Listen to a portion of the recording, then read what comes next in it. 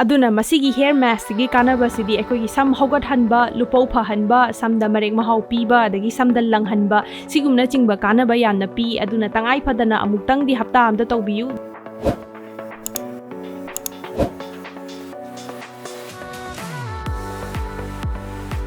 ahanbada yamna maru oiba potsak asidi tilhau ama oigera ani oigera adudi songya pambani mathangda laphoi amunba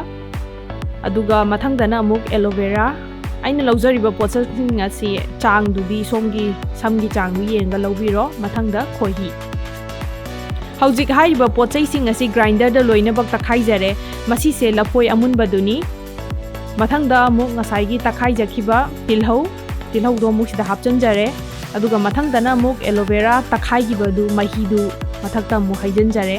haiba potsaising asigi chang asidi somgi samgi changdugi matung ina sijanaba yai aigidi khara yamna hapjare kaigino da ai anirak sijna nabagi damakta semjabani mathangda khohi se ai chamach ahumuk hapjare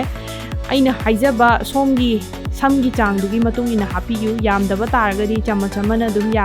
yagani ado aigi sidi yambani na ai khara yamna hapjare aduga hojik pulap loina bak mix tawsanjare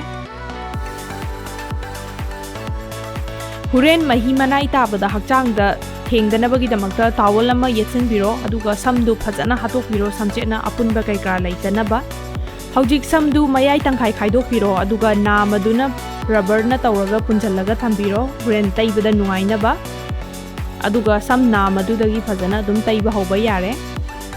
taibagi niyom sidi yam lai hai tare haidi akhoi koki manungda yauriba scalp hai tare ko koki makhong samkhong se si yaunaba phajana taibiba makhong dagi yauraga sam maton bawo loinaba aduna kemtana te adum makhong dagi maton bawo thungnaba phajana taibiro aduga sam manung kari kara dusu loinaba yaunaba tawraga taibiro akoina laphoi hapije kaigino haiba kanda laphoi jina lupau gumba leibada phahalle adagi samda yamna kreng laubaduju mon lauhalle aduga mana akoigi koki makhong hai tare ko samkhong je sidai marek mahau pieba laphoi gi kanabase aduga tilaugi mathaujina mu mangonda sulfur yawe aduna samkhong de hena kankhat hanba mapangan kankhat hanba aduna akoigi samken bada phahanba adagi sam hogat hanbada mateng pange aloe vera sina thaurek yamna thokpa sam adagi di kok hakka chaba adagi kok intha hanba adugumada kanaba pi khohi sina akoigi samgi di yam phaba moisturizer amani duna samda marek mahau piba langhanba adugumba pi minute 10 amuk phajana massage tawbiraba matungda samdu phajana pungkhatpiro aduga shower cap amana upsanbiraga thabiro shower cap na upsalaga thamba taragadi magi mahi tarakpusu taroi duga manungda samdu manin oina paithokidanaba loinaba kanabadu sam manungda leinaba sije upchabani sije kaingumba leitaba taragaju plastic amagumbana thungjomjalaga thabiro pung amma muk thambiro sumaina aduga dum thadokpa yare shampoo tawraga mayamna ningsingbigadabadi tilhau yawbanina adagi aloe vera yawbaina manamje khara kangani aduna khara hainadaba yai maram aduna sise tairaba matungda numinini subada hot oiling tawbiyu hot oiling tawbadi thawa saba taiba madugi matangdadi aina video ama semjakhrabani adu yengbiro adu oiba taragadi sigi samda yawriba manamsingju mangini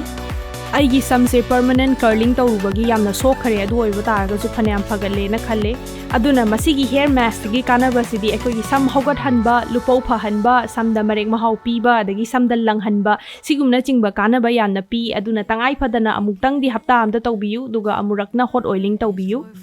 thank you so much for today bye bye